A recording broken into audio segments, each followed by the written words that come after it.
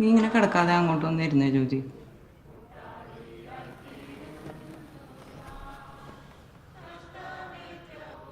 നീ ഒരു മാസ്ക് എടുത്ത് വെച്ചിട്ട് വാ. ചേട്ടാ ആകെ അടങ്ങിക്കുവാണ്.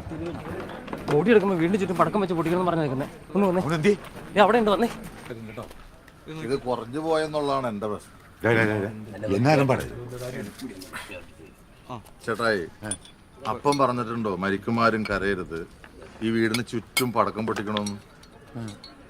അക്കരെ പറമ്പിലിരുന്ന് ചീട്ട് കളിക്കുന്നവരും മുതൽ അറിയണം പനച്ചക്കുട്ടപ്പായി പോയെന്ന്. ഇതൊരു പവറാ അത്. അങ്ങേര് കണ്ണുമ്പുറത്ത് പലതും പറഞ്ഞിട്ടുണ്ടാവും. നീ ഇത് സീരിയസ് ആക്കി എടുക്കണ.